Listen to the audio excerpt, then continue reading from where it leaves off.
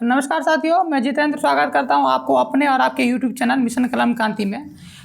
जैसा कि हम लोगों ने अपने लास्ट वीडियो में डिस्कस किया था कि हम लोग क्या करेंगे, बिहार एसएससी को लेकर के अभी कंटेंट प्रोवाइड करेंगे, क्योंकि अभी बहुत लंबे समय के बाद अपॉर्चुनिटी मिली है।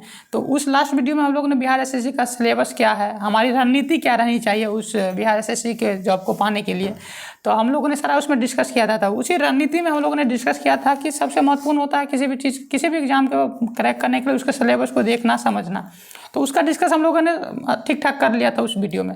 उसी वीडियो में हमने ये भी बताया था कि प्रीवियस ईयर क्वेश्चन, यानी कि अभी जो इस एग्ज़ाम की हम लोग तैयारी कर रहे हैं, तो उसका पिछले 5, 7, 10 सालों का क्वेश्चन किस तरह से पूछे गए हैं, किस टाइप में और किस पैटर्न से पूछे जा रहे हैं, किस टॉपिक से क्वेश्चन पूछे जा रहे हैं, उन चीज़ों को देखना समझना ये ज़रूरी होता है। तो इसके लिए ज़रूरी होता है कि पिछले साल के क्वेश्चन को, प्रीवियस ईयर के क्वेश्चन को हम लोग मतलब ध्यान से पढ़े समझे। तो उसी के कड़ी में हमने ये कमिटमेंट किया था कि अभी तक जो भी पूछा गया है उसका क्या करेंगे, हिस्ट्री का, सारे हिस्ट्री का एक जगह, फिर सारे पॉलिटी का एक जगह, फिर सारे ज्योग्राफी का, सारे अभी तक जो भी पूछा गया क्वेश्चन सबको एक जगह करके हम लोग क्या करेंगे, डिटेल में उसका एक तो आंसर क्वेश्चन देख लेंगे, फिर उसका ऑप्शन देख लेंगे, फिर आंसर समझ लेंगे, फिर उस पर डिस्कशन करेंगे और सारे क्वेश्चन को उसमें डिस्कस कर लेंगे किस तरह से क्या है। तो उसी कड़ी में आते हैं कि तो देखिए, बिहार एसएससी का जो है ना 29 जनवरी 2017 में एक एग्जाम हुआ था इंटर लेवल का 10+2 लेवल का। उसके सारे इतिहास के क्वेश्चंस जो है ना हम लोग अभी क्या करेंगे, वही प्रीवियस ईयर क्वेश्चन जो प्री एग्जाम हुआ था 29 जनवरी 2017 को, उसका जो क्वेश्चन है इतिहास का, उसको हम अभी डिस्कस करेंगे। तो देखिए, पहला क्वेश्चन आपके स्क्रीन पे दिख रहा होगा कि नेशनल हेराल्ड समाचार पत्र किसने, है ना, नेशनल हेराल्ड समाचार पत्र का प्रकाशन किसने किया था। तो इसका आंसर सीधा हो जाएगा आपको जवाहरलाल नेहरू जी, है ना। जवाहरलाल नेहरू जी 1938 में नेशनल हेराल्ड समाचार पत्र प्रकाशित करते हैं, है ना, मतलब स्थापित करते हैं। यह एक मतलब स्वतंत्रता आंदोलन से प्रेरित समाचार पत्र था जिसमें भारतीयों को जागरूक करने से संबंधित कंटेंट उसमें लिखा जाता था। ऑप्शन में आपको और दिख रहा है, एक ऑप्शन ए में है मोतीलाल नेहरू। तो मोतीलाल नेहरू हम लोग जानते हैं कि जवाहरलाल नेहरू जी के पिताजी थे, है ना। तो ये भी एक समाचार पत्र प्रकाशित करते थे, उसका नाम था इंडिपेंडेंट। तो मोतीलाल नेहरू जी का समाचार पत्र का नाम हो गया यहाँ पे इंडिपेंडेंट हो गया।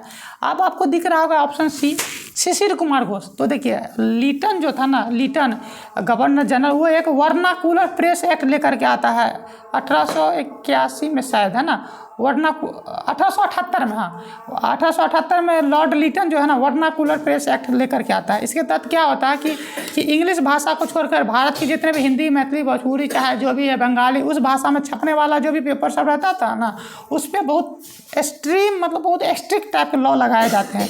तो शिशिर कुमार घोष जी के द्वारा एक अमृत बाजार पत्रिका नाम से समाचार पत्र प्रकाशित किया जाता था। तो उसको उन्होंने क्या किया था, इस प्रेस एक्ट से, वर्नाकुलर प्रेस एक्ट से बचने के लिए क्या किया था, वो बंगाली में छपता था, उसको अचानक वो क्या कर दिया, रातों रात आज बंगाली में छपा, अगला दिन से वो क्या कर दिया, उसको इंग्लिश में छापना शुरू कर दिए थे।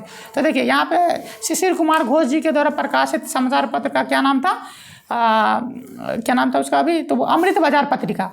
फिर आपको एक ऑप्शन दिख रहा है डी, ईश्वर चंद्र विद्यासागर। तो जानते हैं महान समाज सुधारक थे ईश्वर चंद्र विद्यासागर, भी एक बहुत बड़े समाज सुधारक थे। इनके बारे में हम लोग जानते हैं। विधवा पुनर्विवाह के लिए इन्होंने बहुत लंबा आंदोलन चलाया था। इन्होंने यहाँ तक कि अपने बेटा का विवाह विधवा से करवा करके एक समाज में एक नया प्रतिमान स्थापित किया था। ये भी एक समाचार पत्र प्रकाशित करते थे, उनका नाम मैं भूल रहा हूँ, अच्छा याद आएगा तो मैं डिस्कस कर लूँगा। तो देखिए, हमने अभी पढ़ा एक क्वेश्चन, लेकिन एक क्वेश्चन से हम लोगों ने क्या क्या समझा। तो पहली नंबर बात ये समझ लिए कि आज़ादी के आंदोलन में जो भी क्वेश्चन, आज़ादी के आंदोलन से क्वेश्चन पूछा गया और उसमें जो समाचार पत्र सेक्शन से क्वेश्चन पूछा गया, समाचार पत्र जो भी पूछा जाता था कि अच्छा इस समाचार पत्र का प्रकाशन किन्होंने किया है, मोतीलाल नेहरू जी ने किया है या जवाहरलाल नेहरू या शिशिर कुमार घोष। तो क्या हम लोगों ने इस क्वेश्चन से हम लोगों ने क्या समझा, ये समझा कि इतिहास को पढ़ते टाइम में हम ये ध्यान में रखेंगे कि समाचार पत्र सेक्शन जो है कौन प्रकाशित किए थे और कौन समाचार पत्र था, उसको हम लोग क्या करेंगे, ढंग से पढ़ लेंगे। तो एक मेन इंपॉर्टेंट पॉइंट हम एक तो ये समझ में आ गया। तो इस टॉपिक का वैसे मैं सोच रहा हूँ कि समाचार पत्र का पूरा एक लिस्ट ही लेकर के एक सेशन उस पर मैं ले आऊँगा, एक पूरा कवर कर लूँगा जो भी अभी तक पूछा गया कहीं या पूछा जाएगा। और एक तो देखिए, इतना हम डिटेल इसमें समझ ले। दूसरा, हमने आपको एक क्वेश्चन हम लोग पढ़ाना था इसमें कि जवाहरलाल नेहरू कर दिए थे नेशनल हेराल्ड समाचार, लेकिन हमने ये क्या कर दिया, ऑप्शन में को देख लिया, मोतीलाल नेहरू जी थे। उन्होंने भी क्या किया था, एक समाचार पत्र उसका डिस्कस कर लिया कि क्या था, इंडिपेंडेंट नाम का। शिशिर कुमार घोष, उन्होंने कौन समाचार पत्र प्रकाशित करते थे, अमृत बाजार पत्रिका, ये भी देख लिया। इसके अलावा हम आपको वर्नाकुलर प्रेस एक्ट भी समझा दिए, एक छोटा सा, हालांकि एक बड़ा टॉपिक है, इसको डिटेल में बताया जा सकता है, लेकिन मैं एक ऑप्शन को लेकर के मैंने कितना डिटेल में इसको बता दिया। ईश्वर चंद्र विद्यासागर के बारे में बता दिया कि समाज सुधारक थे, महान समाज सुधारक, सती मतलब विधवा पुनर्विवाह जब नहीं होने दिया जाता था उसके लिए लड़े थे, अपने बेटा का विवाह विधवा से करवाए थे। तो एक क्वेश्चन से हम लोगों ने बहुत लंबा चौड़ा बहुत सारी चीज़ें डीप देख लिए। तो मुझे लगता है फिर आगे पर चलते हैं, तो ठीक है। तो आप जो देखिए, आप दूसरा क्वेश्चन आपको दिख रहा होगा आपके स्क्रीन पे कि मेगास्थनीज चंद्रगुप्त मौर्य के कार्यकाल में क्या था।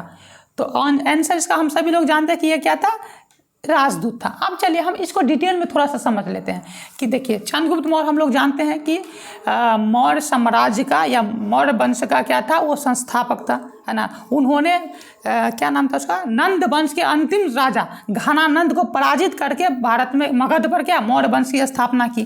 चंद्रगुप्त, इसमें उनकी सहायता किसने की थी, उनके जो गुरु जी थे, फिर जो बाद में उनके प्रधानमंत्री बनते हैं, क्या नाम था उनका, चाणक्य नाम था, कौटिल्य भी कहते हैं, विष्णुगुप्त भी कहते हैं, वो थे। इसके अलावा ये मेगास्थनीज राजदूत बन करके आया था, तो इसने क्या किया था, एक किताब लिखा था। उस किताब का क्या नाम था, इंडिका। उस इंडिका से हमें क्या, उस समय के मौर्यकालीन समाज, इतिहास, राजनीति, अर्थव्यवस्था सबकी जानकारी मिलती है। तो ये हो गया। आप देखिए ऑप्शन ए में प्रधानमंत्री, तो प्रधानमंत्री कौन थे, चंद्रगुप्त मौर्य के, वही उनके गुरु जी, क्या नाम था उनका, चाणक्य, विष्णुगुप्त, कौटिल्य, जिनको हम लोग कहते हैं। कौटिल्य ने भी एक बहुत महत्वपूर्ण किताब लिखा था, क्या नाम था उसका, उस किताब को बताइए कोई कमेंट सेक्शन में। तो किताब का नाम क्या नाम था, अर्थशास्त्र। तो अर्थशास्त्र नाम से लगता है कि पैसा से रिलेटेड है, लेकिन वो राजनीति से रिलेटेड है। आज भी जो हमारे डिप्लोमेट होते हैं, जो विदेश नीति को पढ़ते हैं, बिना उसके पढ़े वो मतलब उतना नहीं सोच पाते हैं, उस समय उन्होंने लिख दिया था। तो देखिए, हमने दूसरा क्वेश्चन पढ़ा, क्वेश्चन एक है, लेकिन एक क्वेश्चन से हमने क्या इसमें समझा कि मौर्य काल इंपॉर्टेंट है एग्जाम के लिए, एक नंबर बात ये। और क्वेश्चन हमने कई सारे क्वेश्चन पढ़ लिए, है ना। एक क्वेश्चन आपको कितना क्वेश्चन मैंने याद करवा दिया, अब देख लीजिए, फिर से रिपीट कर देता हूँ कि मेगास्थनीज कौन था, यूनानी शासक सेल्यूकस निकेटर का राजदूत था, जो कि चंद्रगुप्त मौर्य के दरबार में रहता था, है ना। चंद्रगुप्त मौर्य कौन था, ये भी मैंने बता दिया। उसके प्रधानमंत्री कौन थे, ये भी बता दिया। कई सारे क्वेश्चंस मैंने इसमें लगता है डिस्कस कर लिया, ठीक है। नेक्स्ट क्वेश्चन पे चलते हैं, third number question. Third number question है कि गुरु गोविंद सिंह जी की शिक्षा कहाँ हुई थी और उन्होंने फारसी कहाँ से सीखी थी। तो देखिए, इसका आंसर सीधा हो जाएगा कि पटना, है ना।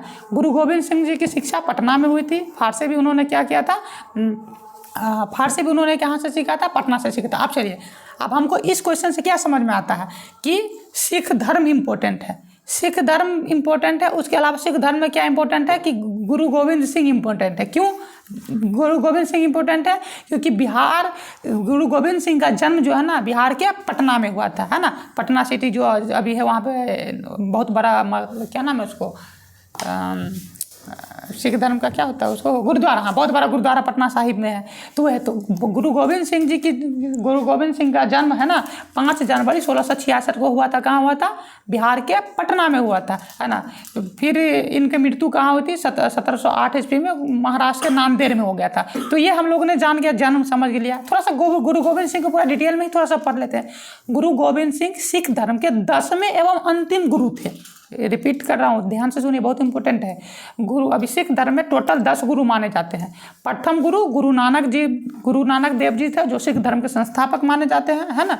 और 10वें और अंतिम गुरु कौन थे, गुरु गोविंद सिंह जी थे, जिनका जन्म क्या होता, पटना में हुआ था, 1666 ईस्वी में हुआ था।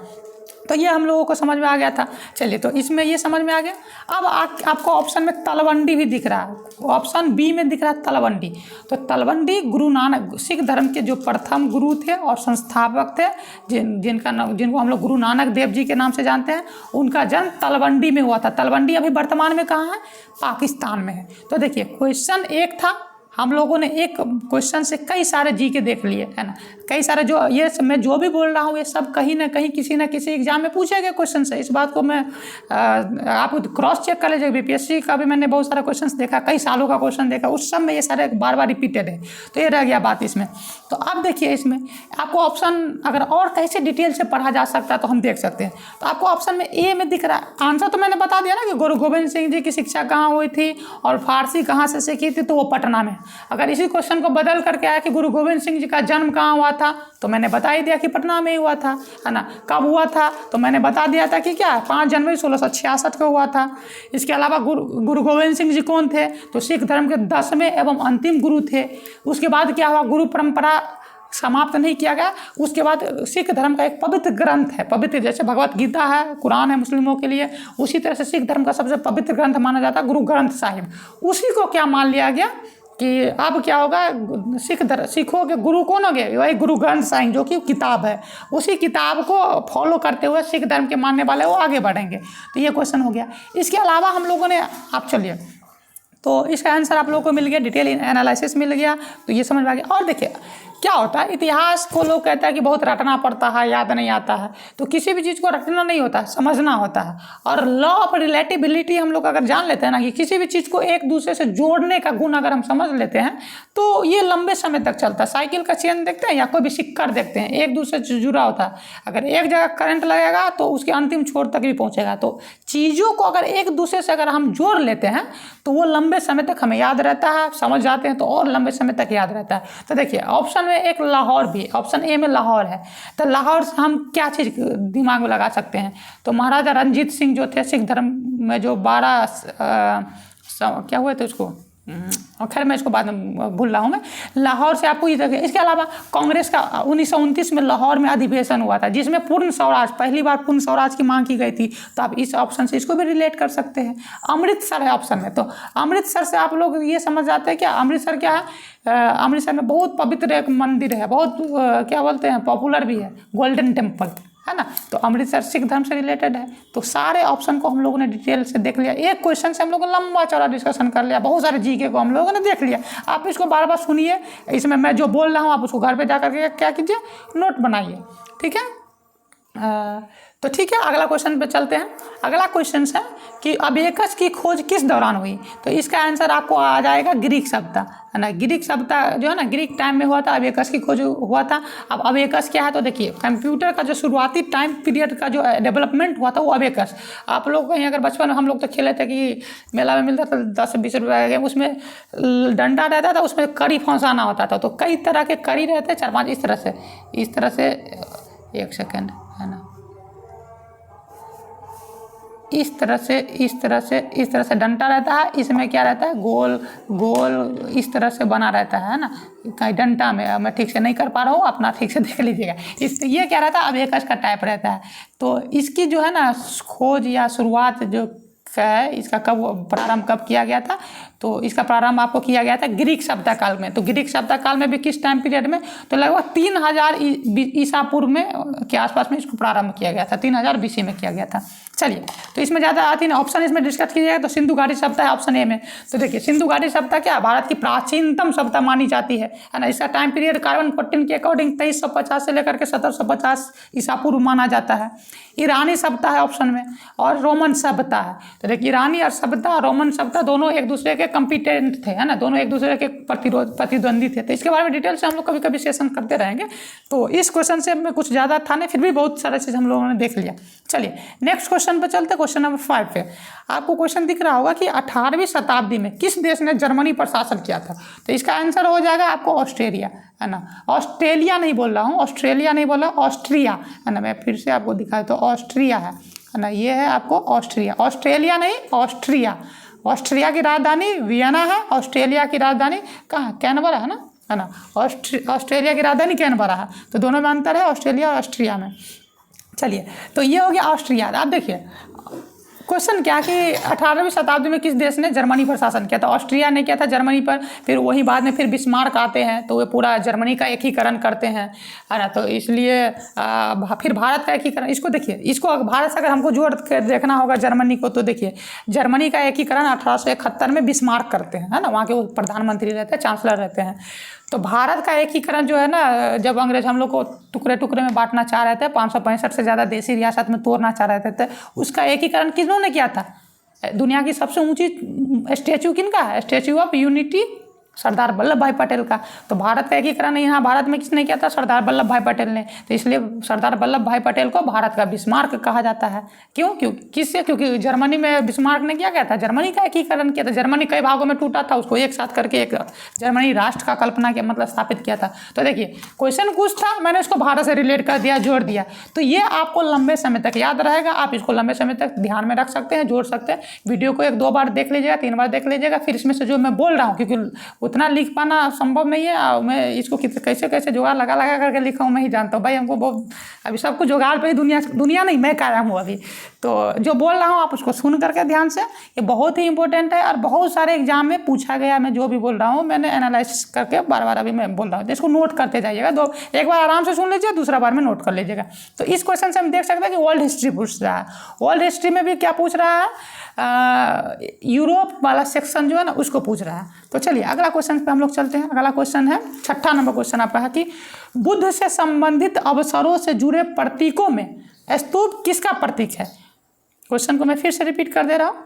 तो भगवान बुद्ध से संबंधित अवसरों से जुड़े प्रतीकों में स्तूप जो है किसका प्रतीक है? तो इसका आंसर सीधा सा क्या हो जाएगा कि स्तूप जो है क्या? मृत्यु का प्रतीक है।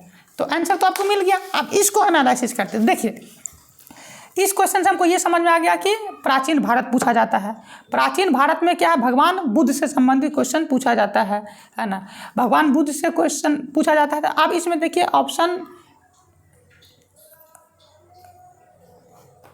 हाँ, तो ये जो है ना, था इस क्वेश्चन से हमको समझ आया कि भगवान बुद्ध से प्राचीन भारत में बुद्ध से संबंधित क्वेश्चन पूछा जाता है बुद्ध काल में। तो अब देखिए हम ये समझ सकते हैं इस क्वेश्चन से कि पूरा बुद्ध को ही पूरा अगर डेप्थ में पढ़ लेंगे तो कोई भी क्वेश्चन बनेगा भगवान बुद्ध से रिलेटेड या बुद्ध काल से या बौद्ध धर्म से, तो उसको पढ़ सकते हैं। मैं आपको ऑप्शन से 1-2 चीज़ समझा देता हूँ कि जैसे देखिए कैसे क्वेश्चन बना जा सकता है। एक तो ये समझिए कि बुद्ध से संबंधित अवसरों से जुड़े प्रतीकों में स्तूप किसका प्रतीक है? तो मृत्यु का प्रतीक है ना। इसके अलावा आपको ऑप्शन बी में दिख रहा है पहला उपदेश, है ना। तो पहला उपदेश को बौद्ध धर्म में क्या कहते हैं? ये क्वेश्चन एक बना है, कई बार पूछा है। तो पहला उपदेश को कहते हैं धर्म चक्र परिवर्तन, है ना। धर्म चक्र परिवर्तन कहते हैं। हाँ, पहला उपदेश को क्या कहते हैं? धर्म चक्र परिवर्तन कहते हैं। इसके अलावा आप इसमें और ये पूछ सकते हैं कि भगवान बुद्ध ने ज्ञान प्राप्ति के बाद पहला उपदेश कहाँ दिया था? तो उत्तर प्रदेश में एक जगह है सारनाथ, वहाँ पे दिया था। ये क्वेश्चन पूछा गया है कई बार। किस भाषा में उन्होंने अपना उपदेश दिया था? तो जनसाधारण की भाषा में। तो जनसाधारण की भाषा क्या थी? तो पाली भाषा थी। तो देखिए एक बी ऑप्शन को मैंने इतना एलोबरेट कर दिया।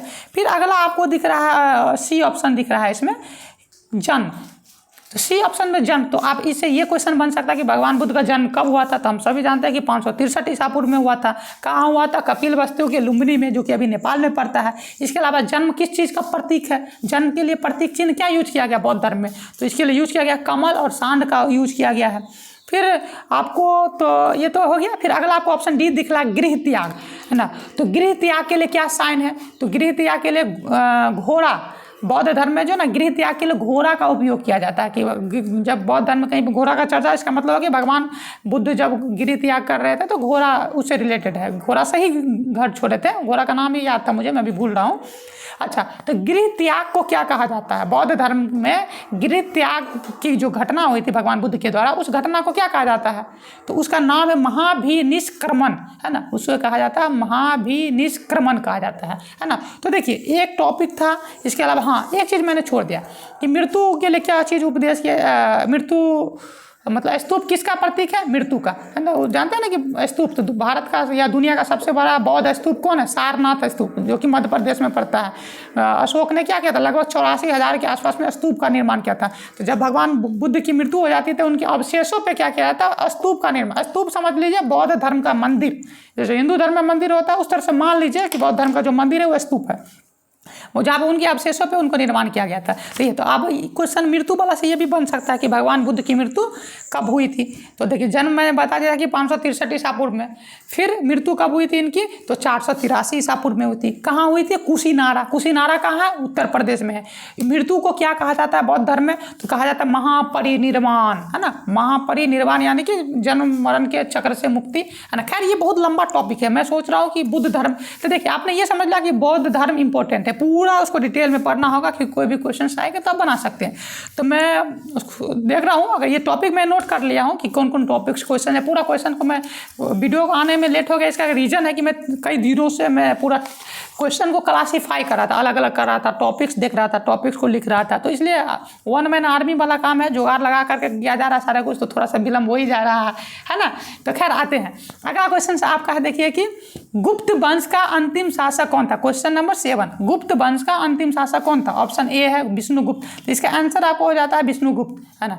गुप्त वंश का जो है ना अंतिम शासक आपको क्या था, विष्णुगुप्त था, है ना। चलिए, तो ये तो आप जान गए कि गुप्त वंश का अंतिम शासक कौन था, विष्णुगुप्त था। इसके आंसर इसका मिल गया। और इसके अलावा जब अंतिम शासक कौन था, तो पहला आप यहाँ पे क्वेश्चन ये भी उठ सकता है ना कि पहला शासक कौन था, गुप्त वंश का स्थापना किसने किया था। तो देखिए, गुप्त वंश का स्थापना श्री गुप्त ने किया था।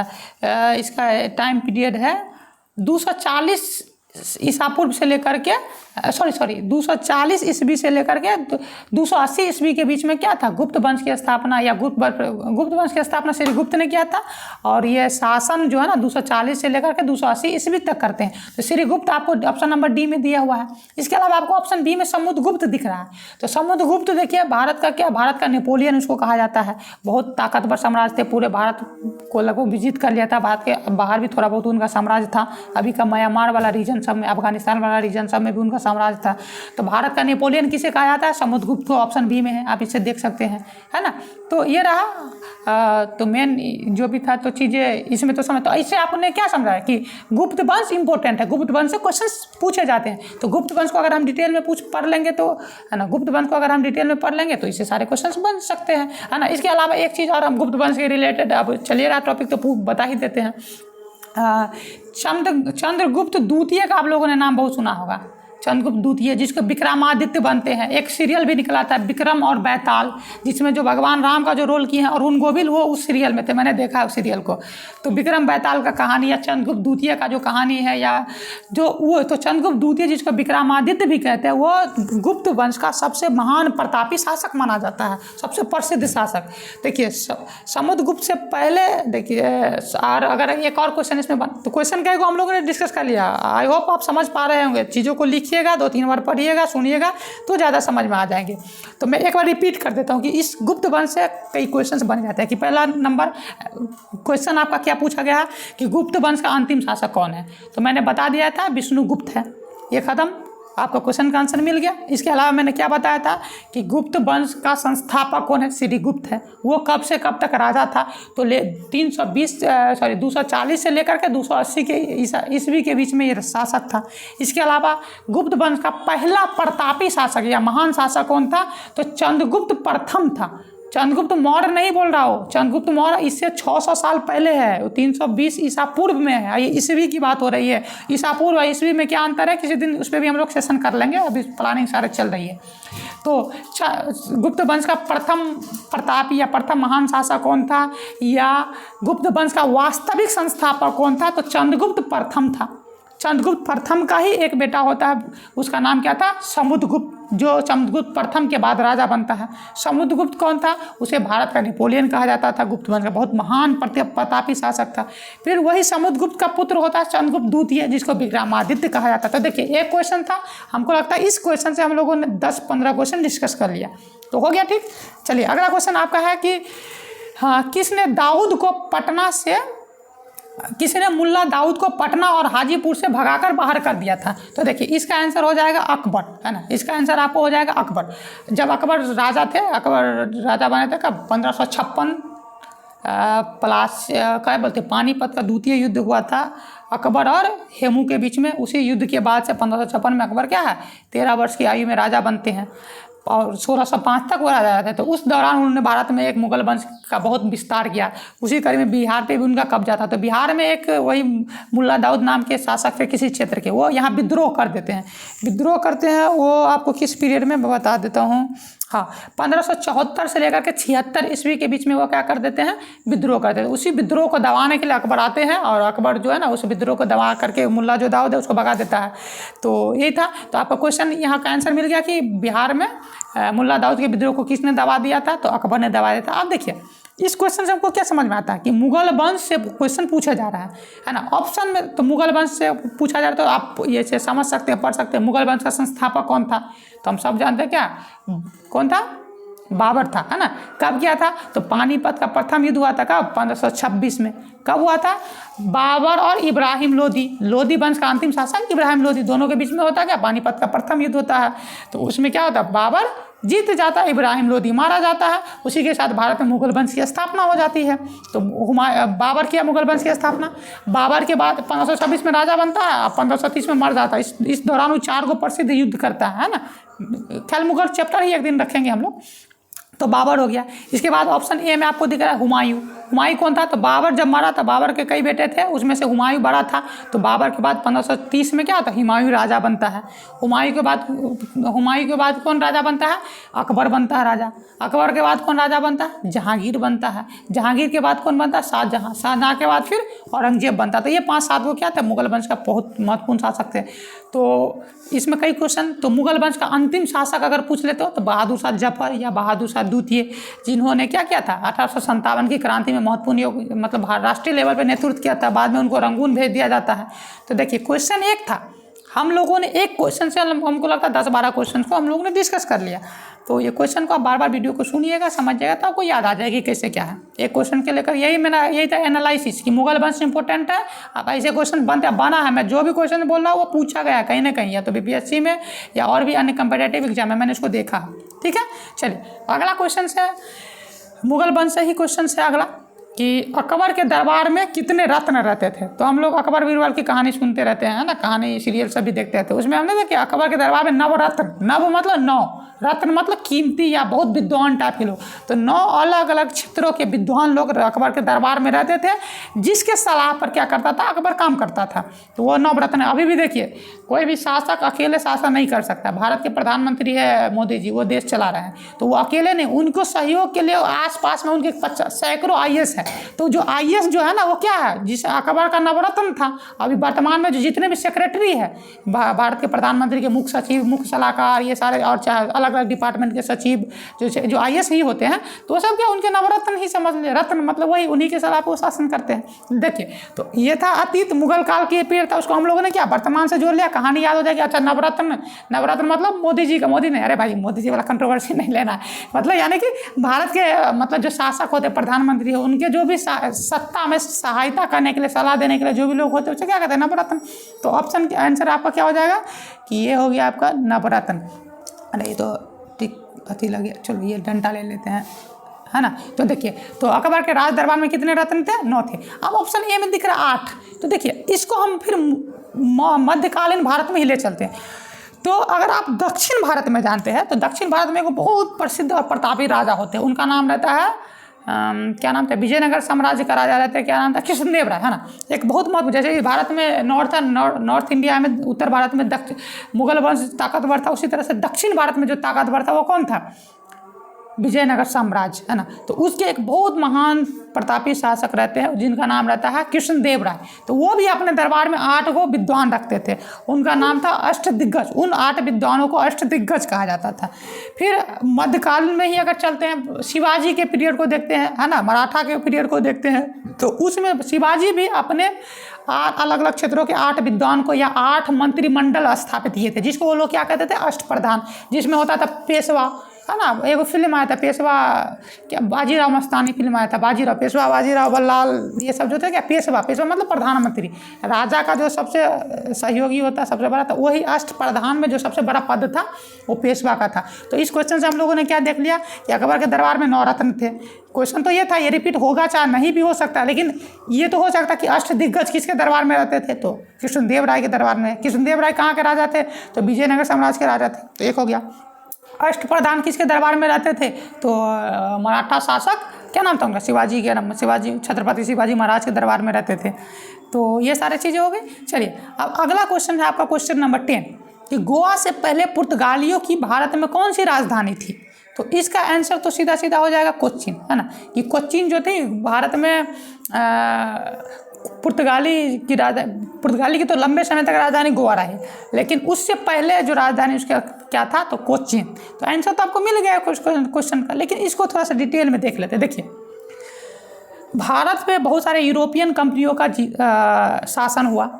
अगर भारत में बहुत सारे यूरोपीय कंपनियों का क्या हुआ, आगमन हुआ, आना हुआ, तो हम लोग एक पढ़ते हैं ना, बचपन से हम लोग को याद दिलाया जाता है कि अच्छा बताओ भारत का खोज किसने किया था। तो भाई भारत को हेरा गया था कि भारत का खोज कोई किया था, लेकिन फिर भी हम लोग आंसर क्या देते हैं, वास्को डी गामा। फिर पूछते हैं कि वास्को डी गामा कौन था, तो हम लोग कहते हैं कि क्या, वास्को डी गामा पुर्तगाल का एक नाविक था जो भारत का खोज किया था। कब? 1498 में। यानी कि भारत हैरान नहीं किया था कि समुद्री भारत का खोज करेगा।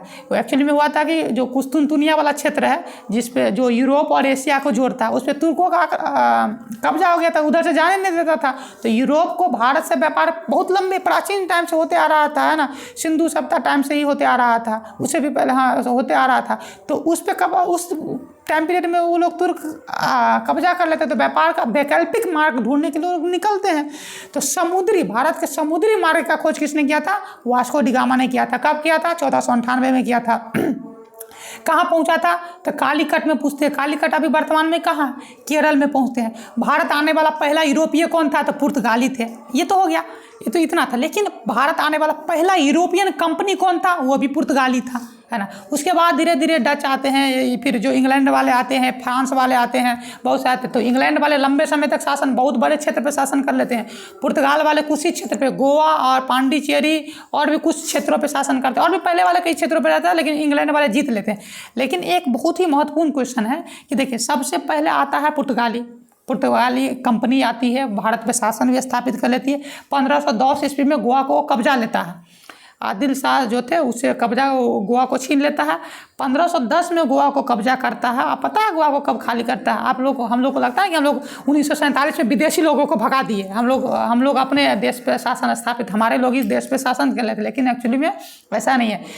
पुर्तगाली सबसे पहले आते हैं, 1498 आते हैं, शासन 1505 के आसपास में स्थापित कर लेते हैं। 1510 में गोवा को भी कब्जा लेते हैं, और बहुत बाद में 1987 में, देखिए आज़ादी कब हुआ हमारे देश का? 1947। और 1987 में 1987 में पुर्तगाली अपने मन से नहीं, भारत सरकार जब टाइट होती है, ऑपरेशन विजय लॉन्च करती है, उस पर अपनी सेना को हम लोग भेज देते, तब जा करके पुर्तगाली भारत से भागते हैं। मतलब भारत के स्वतंत्रता के लगभग 40 साल बाद गोवा जो है ना, गोवा पांडिचेरी वाला क्षेत्र जो है, वहाँ से पुर्तगाली भागते हैं। तो एक क्वेश्चन यहाँ से बनता है, जो कि बीपीएससी में पूछा गया था शायद, कि भारत आने वाला, सबसे पहले भारत आने वाले यूरोपीय कंपनी और सबसे बाद में जाने वाला यूरोपीय कंपनी कौन था? तो एक ही था, वो कौन था? पुर्तगाली थे, है ना। तो ये क्वेश्चन देखिए बहुत इंपॉर्टेंट था, इसको देख लिया। तो इस क्वेश्चन से हम लोगों ने क्या देख लिया कि भारत में कंपनियों का आगमन, ये टॉपिक है जिससे क्या है, क्वेश्चंस पूछा जाता है। हमने नोट डाउन भी कर लिया है। कहाँ गया पेन भाई, है ना। भारत में कंपनियों का आगमन, तो ये क्वेश्चन, ये टॉपिक हमने नोट डाउन कर लिया है। इस पर हम सोच रहे हैं कि सेशन कर ले, है ना। तो इस पर एक सेशन करके आप लोगों को पूरा डिटेल एनालिसिस करके बता देंगे। तो खैर चलिए, तो इस तरह से जो भी है, तो क्वेश्चन आपको मिल ही रहा होगा। फिर आते हैं अगला क्वेश्चन, आपको दिख रहा होगा। तो इसमें कोई डाउट है अगर किन को? देखिए, मैं जितना डिटेल में बोल रहा हूँ, तो आप उसको नोट डाउन 2-3 बार सुन लीजिएगा, उसके बाद नोट डाउन करते जाएगा। बहुत इंपॉर्टेंट क्वेश्चन है, रिपीटेड हुआ है और होता ही होगा, और होगा भी बहुत सारे एग्जाम। ये तो हम लोगों ने थंबनेल में डाला है बिहार एसएससी, लेकिन ये बिहार एसएससी नहीं, हम बीपीएससी लेवल तक के हम सेंटर में ध्यान में रख करके आपको हिस्ट्री से, अगर बीपीएससी लेवल में भी पूछेगा तो आपको बहुत सारे क्वेश्चन इसमें मिल जाएगा, क्योंकि मैंने देखा है क्वेश्चन को। खैर चलिए, तो आप इसको नोट डाउन करते जाइए, समझिए। कोई अगर कमी लग जाता है, कोई अगर मिस्टेक हो जाता है, आप कमेंट सेक्शन में आप बोल सकते हैं कि यहाँ पे एरर हो गया कुछ बोलने में, हम उसको अगला टाइम में कोशिश करेंगे सुधार में। वीडियो कैसा लग रहा है उसको भी कमेंट कर सकते हैं। अगर जो ज़रूरतमंद है उसको आप, जो लग रहा है जो कि नहीं हिस्ट्री में अच्छा है डिस्कशन है, तो आप उसको शेयर कर सकते हैं। खैर चलिए, अगला क्वेश्चन हम लोग डिस्कस करते हैं। क्वेश्चन नंबर 11, चंपारण सत्याग्रह का आरंभ कब हुआ था? तो इसका आंसर हम सब लोग आसानी से, आप लोग जानते हैं क्या, 1917। 1917 में क्या, चंपारण सत्याग्रह क्या है, हाँ हो गया। 1917 में क्या होता, चंपारण सत्याग्रह आरंभ हुआ था। तो इतना आपको आंसर मिल गया। अब हम इस पर डिटेल एनालिसिस करते हैं। देखिए, भारत का स्वतंत्रता, इसमें टॉपिक क्या समझ में आ गया कि भारत का स्वतंत्रता आंदोलन से क्वेश्चन ले रहा है। स्वतंत्रता आंदोलन में भी किस तरह से बिहार को थोड़ा सा टारगेट कर रहा था। आपको आंसर, आपको क्वेश्चन का मिल गया कि चंपारण सत्याग्रह कब हुआ था? 1917 में हुआ था। अब इस चंपारण सत्याग्रह को ही थोड़ा सा हम शॉर्टकट में समझ लेते हैं। तो देखिए, चंपारण सत्याग्रह बिहार के चंपारण जिला में हुआ था, है ना। कब? 1917 में हुआ था। क्यों हुआ था? कि अंग्रेज ज़बरदस्ती यहाँ के किसानों से क्या करवा रहे थे? नील की खेती करवा रहे थे, है ना। और नील की खेती में वो कौन प्रणाली अपना रहे थे? 3 कठिया प्रणाली अपना रहे थे। 3 कठिया प्रणाली क्या थी? किसानों के लिए बहुत नुकसानदायक थी। इसके तहत क्या था कि अगर कोई किसान 1 बिघा यानी कि 20 कट्ठा में खेती कर रहा है तो उसको कम से कम 3 कट्ठा में क्या करना होगा? नील की खेती करना होगा। तो अब कहिएगा कि तो फिर इसमें की दिक्कत क्या करे? तो भाई दिक्कत ये था कि नील की खेती करने के बाद उसको जो पैसा मिलना चाहिए तो पैसा नाम मात्र का मिलता था, नुकसान उनको बहुत होता था। इसके अलावा नील की खेती जहाँ होती थी उसके आसपास का ज़मीन क्या होता था? बंजर हो जाता था। और किसान के लिए ज़मीन ही उसका सब कुछ होता, उसमें उपजा करके अपना सब कुछ जीवन यापन करता है। ऊपर से प्रताड़ित अलग करता था, अलग अलग प्रकार के टैक्स लगाता था, तो किसान को हर प्रकार से नुकसान हो रहा था। तो इसलिए क्या करते, वो चाहते कि नील की खेती ना करें, लेकिन अंग्रेज़ों के दबाव में वो करना होता है। तो वहीं की एक बहुत प्रसिद्ध किसान थे राजकुमार शुक्ल। वो गांधी जी को आमंत्रित करते हैं, जाते बुलाते हैं कि गांधी जी को समस्या बताते हैं। तो गांधी जी 1917 में क्या है, चंपारण में आते हैं और वहाँ पे एक आंदोलन करते हैं, सत्याग्रह, भूख हड़ताल करते हैं। तो और उसके बाद कंपनी जो है ना मजबूर हो जाती है गांधी जी की मांग को मानने के लिए। किसान का जो 3 कठिया प्रणाली उसको समाप्त कर दिया जाता है। उनका जो भी किसानों का जो टैक्स ज़बरदस्ती लगा था उसको माफ़ किया जाता है। उसके अलावा अन्य कई प्रकार की सुविधाएं किसानों को दी जाती है। तो भारत में पहला सत्याग्रह अगर पूछा जाए, क्वेश्चन कई बार पूछा गया, आगे हम डिस्कस वैसे करेंगे भी। भारत में गांधी जी का पहला सत्याग्रह अगर पूछा जाता कि कब हुआ, तो गांधी जी का पहला सत्याग्रह कब हुआ? 1917 में चंपारण सत्याग्रह। भारत में गांधी जी का प्रथम सत्याग्रह कौन था? तो चंपारण सत्याग्रह था। यही चंपारण सत्याग्रह था कि जो मोहनदास को क्या है, महात्मा गांधी तक बना देता है। इसी सत्याग्रह के बाद मतलब भारत में, पूरे भारत में लोगों को उनके प्रति नज़रिया एक अलग टाइप का हो जाता है। तो भारत में गांधी जी का पहला सत्याग्रह कब था? कब था? तो 1917 में। कौन था? तो चंपारण सत्याग्रह। लेकिन अगर ये पूछे कि गांधी जी का पहला सत्याग्रह कहाँ हुआ था, तो आप भूल से भी चंपारण सत्याग्रह नहीं मारेंगे। अगर ये पूछे कि गांधी जी का पहला सत्याग्रह कब हुआ था या कहाँ हुआ था, तो चंपारण नहीं मारेंगे। भारत में रहेगा तो मारेंगे। तो पहला सत्याग्रह गांधी जी कहाँ किए थे? दक्षिण अफ्रीका में। दक्षिण अफ्रीका में जो काले लोगों के साथ, जो काले मतलब क्या, काले जो अंग्रेज़ लोग अपने लोग को वाइट पीपल कहता है, गोरे पीपल कहता है। हम लोग जो इंडियन है, जो एशियन लोग हैं, वो लोग ब्लैक कहता है। भले आप कितना दूध की तरह आती है तो उसमें भी आपको ब्लैक ही कहेगा, है ना। तो काले लोगों के साथ जो दक्षिण अफ्रीका में अत्याचार किया जा रहा था, उनके खिलाफ वो सत्याग्रह चलाते गांधी जी। तो पहला सत्याग्रह उनका दक्षिण अफ्रीका में हुआ था। तो क्वेश्चन कई बार आ गया कि गांधी जी का पहला सत्याग्रह कहाँ हुआ था? तो दक्षिण अफ्रीका में हुआ था। ठीक है, ठीक है। अगला क्वेश्चन पे हम लोग चलते हैं। हाँ, तो अगला क्वेश्चन इसी 11 नंबर क्वेश्चन में आपको ऑप्शन ए में दिख रहा है 1929। तो 1929 किस तरह से रिलेटेड है? तो देखिए 1929 में क्या हुआ था?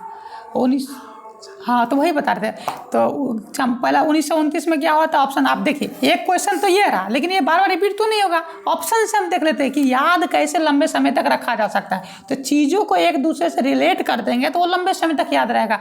तो देखिए 1929 में कांग्रेस पार्टी का लाहौर अधिवेशन हुआ था। लाहौर अधिवेशन मतलब कांग्रेस पार्टी प्रत्येक साल एक राष्ट्रीय लेवल का मीटिंग करती थी। तो 1929 में पहला बार क्या हुआ था?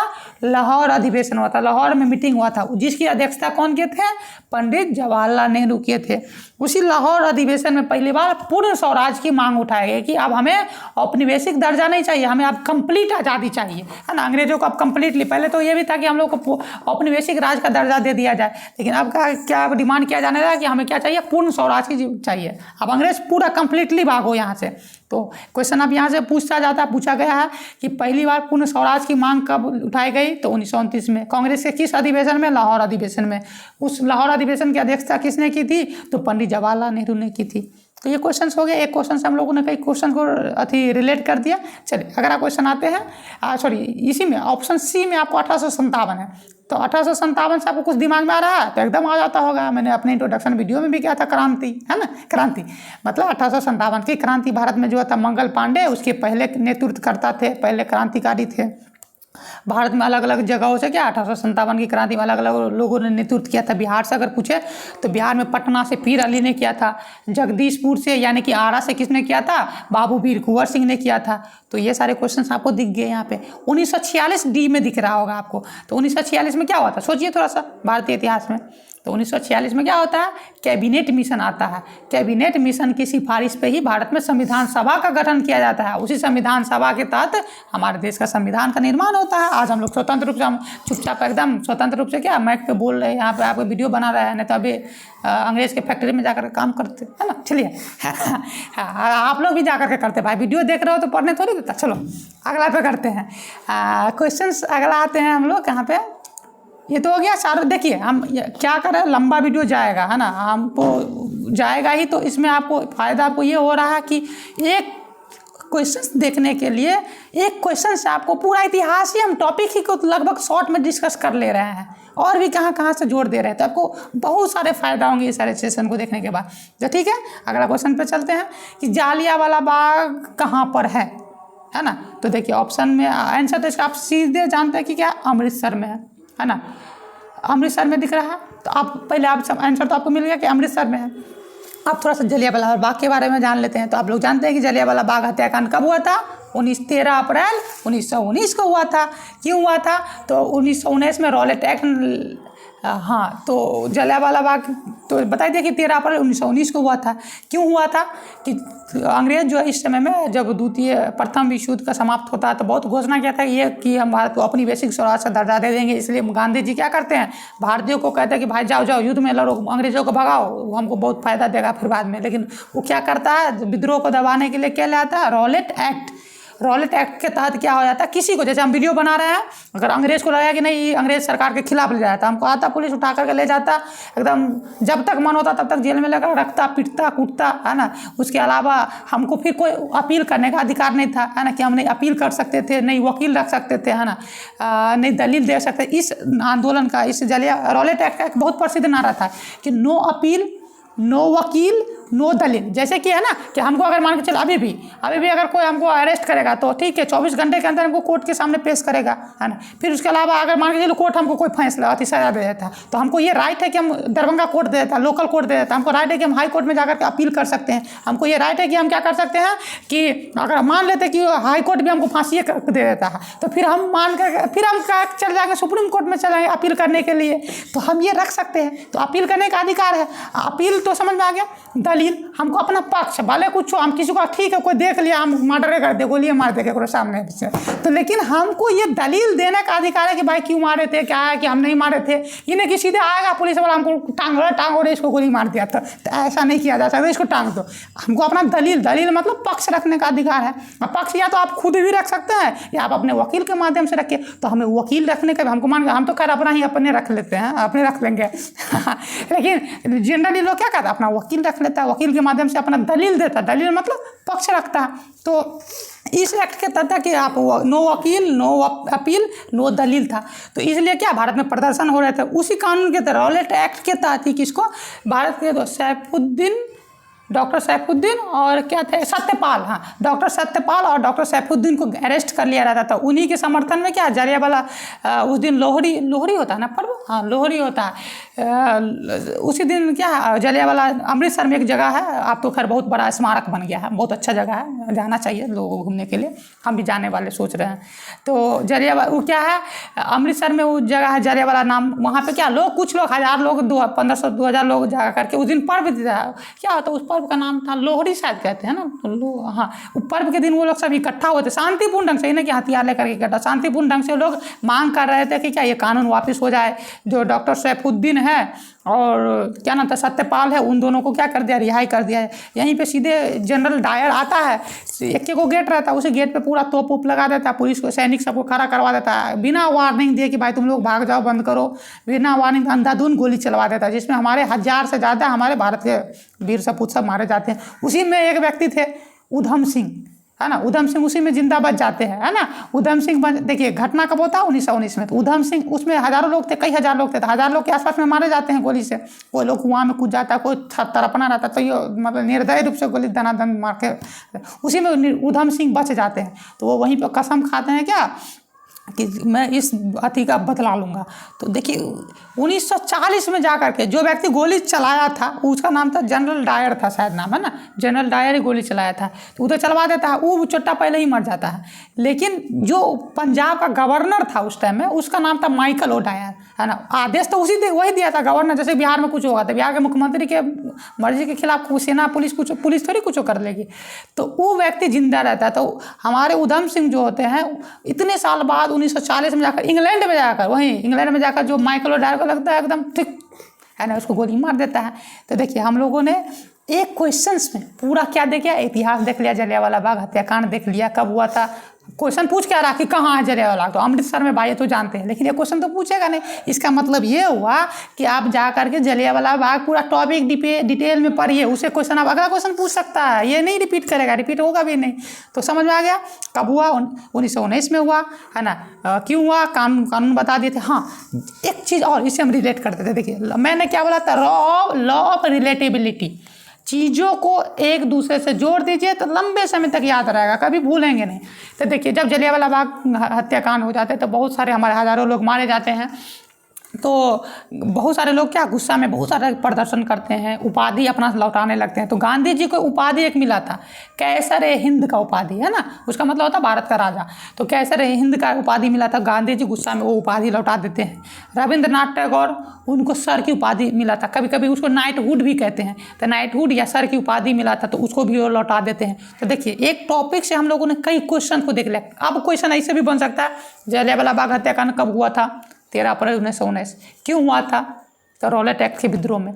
रॉलेट एक्ट कब आया था, तो वही 1919 में आया था। क्या था, उसी के तहत नो अपील नो वकील नो दलील था, ये था। जलियांवाला बाग हत्याकांड के बाद प्रतिक्रिया स्वरूप किसने कैसर ए हिंद की उपाधि लौटाई थी, तो महात्मा गांधी ने लौटाई थी। किसने नाइटहुड की या सर की उपाधि लौटा दी थी, तो रविंद्रनाथ टैगोर ने लौटा दी थी। तो ये लंबा टॉपिक है, किसी दिन इस पर चर्चा करेंगे। तो एक क्वेश्चन से मैंने कितना क्वेश्चन डील कर दिया आप लोग समझ सकते हैं। आप ऑप्शन से रिलेट करें तो ऑप्शन में आपको ये भी है कि पंजाब लिखा हुआ है, तो पंजाब लिखा, तो पंजाब में ही अमृतसर है। तो जब पंजाब और अमृतसर दोनों होगा तो अमृतसर को ही मारेंगे, टिक करेंगे, ठीक है। तो ये हो गया। अगला क्वेश्चन है, क्वेश्चन नंबर 13 में चलते हैं। तो क्वेश्चन नंबर 13 आपको स्क्रीन पर दिख रहा होगा, वो कह रहा है कि नीति आयोग का प्रारंभ कब हुआ था। तो देखिए तो आंसर इसका तो सिंपल है कि 2015 में हुआ था। 1 जनवरी 2015 को नीति आयोग का प्रारंभ हुआ था। तो ये खत्म, इसका आंसर आपको क्वेश्चन मिलेगा। लेकिन आप थोड़ा सा नीति आयोग को समझ लेते। देखिए नीति आयोग से पहले भारत में योजना आयोग का गठन हुआ था 1951 में। जवाहरलाल नेहरू जब प्रधानमंत्री थे तो योजना आयोग का गठन किया गया था। योजना आयोग का काम क्या था कि भारत के विकास के लिए, है ना, अगले साल 5 सालों के लिए या कई सालों के लिए क्या योजना, पंचवर्षीय योजना आपने पढ़ा होगा। तो योजना आयोग का काम ही था कि अगले 5 साल के लिए नियम कानून बनाना, यानी कि कैसे देश का विकास होगा, कैसे देश तरक्की करेगा, तो उसके लिए योजना बना करके प्रधानमंत्री को सलाह देना। ये सलाहकारी संस्था बॉडी था एक प्रकार का, संवैधानिक संस्था नहीं है, कानून के द्वारा इसको बनाया गया था। तो वो अभी तक चला रहा था पंचवर्षीय योजना। टोटल 12 को पंचवर्षीय योजना चला। पहला पंचवर्षीय योजना कब चला, 1951 में चला।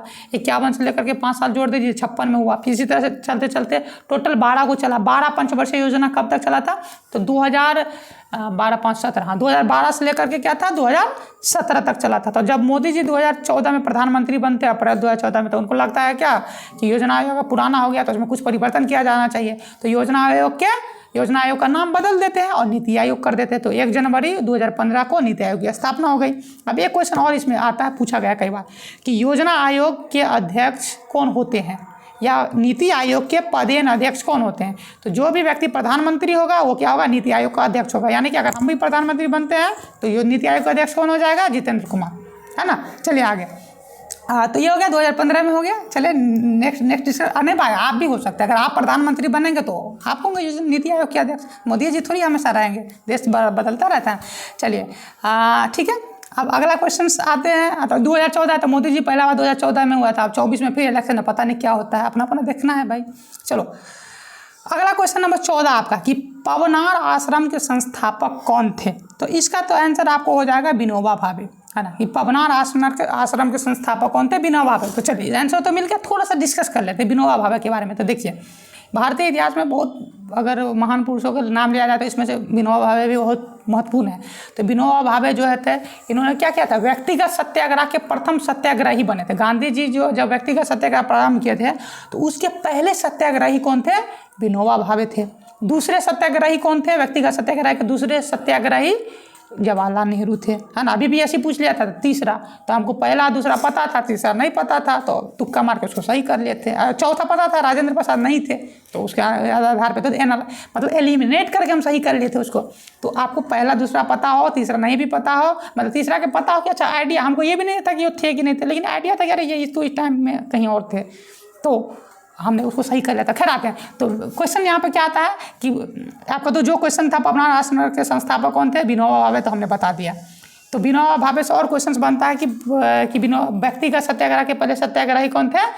तो विनोबा भावे थे। इसके अलावा इन्होंने एक बहुत बड़ा आंदोलन चलाया था, भूदान आंदोलन। भूदान आंदोलन के संस्थापक या प्रारंभ किसने किया था? तो विनोबा भावे ने किया था। तो कैसे? हाँ, विनोबा भावे के गुरु जी कौन थे?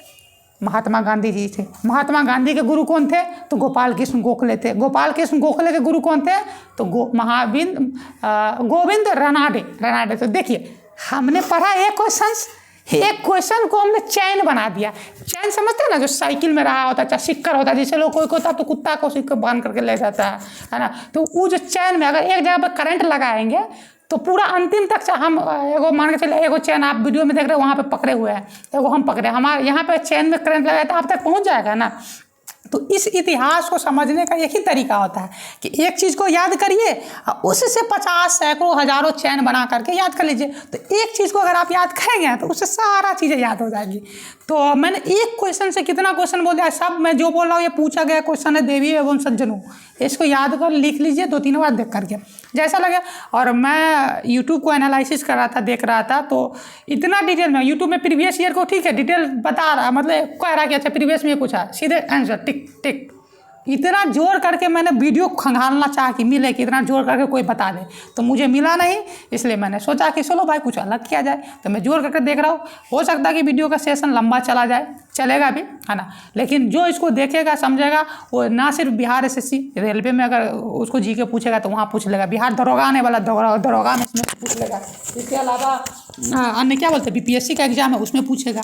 तो ये सारे क्वेश्चंस है ना, तो हमने एक ही साथ में कई चीज़ों को जोड़ दिया तो इसे आपको याद रहेंगे, ठीक है। तो सब बिहार SSC वाले के अलावा अन्य लोग भी इसको देख सकते हैं, समझ सकते हैं, एनालाइज कर सकते हैं। आप खुद चेक कर लो भाई, क्रॉस चेक कर लो, कहीं पे कुछ ऐसे लगे तो आप कमेंट करिए, सुझाव दीजिए, उस पर हम फिर अगला बार ध्यान रखेंगे। चलिए, हाँ, ऑप्शन अगर डिस्कस करना है बाबा रामदेव, तो जानते हैं बोरे बोरे योगा करवाते थे, अनुलोम विलोम, सांस खींचिए, ऊपर कीजिए, ये सब तो बाबा रामदेव, ये पतंजलि इनका कंपनी है, इसके इन पर ज़्यादा नहीं जाना है। इसके अलावा हाँ, बाबा आमटे हैं, इनको थोड़ा सा जाना था। ये कुष्ठ रोगियों, मतलब कोढ़ी नहीं कहते कोई फूट जाता तोरा, महिला सब पहले गाड़ी दे देते, तो कुष्ठ रोगियों सबको का ट्रीटमेंट में इनका बहुत बड़ा योगदान था। उसको एक संस्था चला करके उनका इलाज करवाते थे। कुष्ठ रोगियों से लोग घृणा करने लगता है ना, जखन तखम हो जाता है। फिर अन्ना हजारे है ऑप्शन डी में, तो अन्ना हजारे जानते हैं कि गांधीवादी चिंतक है, गांधीवादी विचारा पे सत्याग्रह करते हैं, भूख हड़ताल बहुत करते हैं गांधी जी की तरह ना। अरविंद केजरीवाल को आज अगर आप जानते हैं, मनीष सिसोदिया को जानते हैं, कुमार विश्वास को जानते हैं, तो ये सब उन्हीं के आंदोलन का उपजा हुआ। अन्ना आंदोलन हुआ था 2013 में, उसी में अरविंद केजरीवाल सब निकला था, अन्ना आंदोलन से ही, है ना, भ्रष्टाचार के खिलाफ हुआ था। तो खैर चलिए, अगला क्वेश्चन है तो 14 हो गया, 15 नंबर क्वेश्चन है आपका। क्वेश्चन नंबर 15 है कि वंदे मातरम का अंग्रेजी अनुवाद किसने किया था? तो इसका आंसर तो आपका हो जाए कि अरविंद घोष। तो वंदे मातरम जो हम लोग आते हैं ना, सुजलाम सुफलाम शीतलम सस्य श्यामलाम मातरम वंदे मातरम, पूरा हमको याद है, आगे चल लेते हैं। तो वंदे मातरम का अंग्रेजी भाषा में अनुवाद किसने किया था? तो अरविंद घोष। तो ये तो खत्म। लेकिन अब आता है कि वंदे मातरम को लिखा किसने था? तो बंकिम चंद्र चटर्जी नाम के जो व्यक्ति थे, उन्होंने एक उपन्यास लिखा था, नोवेल लिखा था, आनंद मठ उसका नाम था। उसी नोवेल में क्या था, वंदे मातरम को उन्होंने लिखा था। आनंद मठ अब किसने लिखा था? तो समझ में आ गया, बंकिम चंद्र चटर्जी ने। आनंद मठ में क्या है? वंदे मातरम है। और उसमें आनंद मठ में ही सन्यासी विद्रोह का भी जिक्र है। भारत में एक विद्रोह हुआ था, सन्यासी विद्रोह, वो भी लंबा टॉपिक है, किसी दिन उस पर चर्चा करेंगे। तो वंदे मातरम, तो इसका क्वेश्चन आपको मिल गया, ठीक है, कि वंदे मातरम किसने लिखा? तो वंदे मातरम क्या है? तो हमारा राष्ट्रीय गीत है, राष्ट्रीय गान नहीं है, नेशनल सॉन्ग है, एंथम नहीं। तो फिर नेशनल सॉन्ग हमारा एंथम क्या है, राष्ट्रगान क्या है? तो हम लोग जानते हैं जनगण मन, है ना। तो जनगण मन किसने लिखा था? देखिए आपको ऑप्शन बी में क्या, रविंद्रनाथ टैगोर ने लिखा था, है ना। तो रविंद्रनाथ टैगोर, देखिए रविंद्रनाथ टैगोर आ गए, तो इसको थोड़ा सा चर्चा कर लेते हैं। रविंद्रनाथ टैगोर दुनिया के एकमात्र व्यक्ति है ना, जिन्होंने 2 देशों का राष्ट्रगान लिखा है। हमारे देश का तो जनगण मनगण है ही, इसके अलावा बांग्लादेश का जो राष्ट्रगान है अमार सोनार बांग्ला, उसका भी क्या है, इन्होंने ही क्या किया था, इन्होंने क्या लिखा था, राष्ट्रगान लिखा था। तो 2 देशों का पहला नोबेल पुरस्कार पूरे एशिया, भारत नहीं पूरे एशिया में ही अगर किसी को पहला नोबेल पुरस्कार अगर किसी को मिला था तो किन को मिला था, रविंद्रनाथ टैगोर को मिला था। उनकी एक उपन्यास था, किताब था, क्या नाम था, गीतांजलि। हाँ, गीतांजलि के मिला था। तो देखिए क्वेश्चन था कुछ और, हमने उसको देख लिया, उसके अलावा उस सारे चीज़ों को हम लोग डिटेल, तो इस क्वेश्चन से हमको लगता है 20 को क्वेश्चन तो अब निकाल ही लेंगे। जैसे कि वंदे मातरम क्या है, तो हमारा राष्ट्रीय गान राष्ट्रीय गीत है ना। इसको किसने लिखा है, तो बंकिम चंद्र चटर्जी ने लिखा है। बंकिम चंद्र चटर्जी ने क्या लिखा है, आनंद मठ नाम का क्या उपन्यास लिखा है, उसमें उन्होंने लिखा है। तो ये रहा चीज़ें इसमें। इसके अलावा ऑप्शन सत्यजीत रे है, तो ये तो फिल्म से रिलेटेड है, इन्होंने पहला फिल्म निकाला था पाथेर पंचाली, तो उससे आप देख सकते हैं। तो ये था। इसके अलावा हाँ, तो एक चीज़ और क्वेश्चन बनता वंदे मातरम से, कि वंदे मातरम जो राष्ट्रीय गीत है उसको पहली बार कब गाया गया। तो वंदे मातरम जो राष्ट्रीय गीत है उसको पहली बार 1896 में कलकत्ता में कांग्रेस का अधिवेशन हुआ था, उसमें उसको गाया गया था, है ना। तो उस कलकत्ता में जो 1896 में कांग्रेस का अधिवेशन हुआ था, उसी में पहली बार वंदे मातरम को गाया गया था। ये भी क्वेश्चन पूछा गया है, आपके किताब में पूछा गया। आनंद मठ उपन्यास कब लिखा गया था, 1882 में, 1882 में लिखा गया था, है ना। तो ये था क्वेश्चन से आपका, है ना। तो हाँ, तो कट गया, उसको दिखाइए। तो सत्यजीत रे के बारे में तो है कि फिल्मकार थे, है ना, इन्होंने कई सारे फिल्म बनाया था।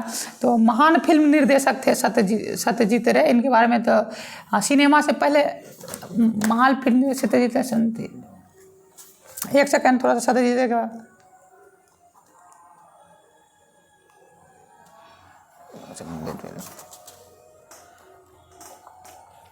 भारत सिनेमा के क्षेत्र में, खैर उतना इम्पोर्टेंट ये नहीं है ना।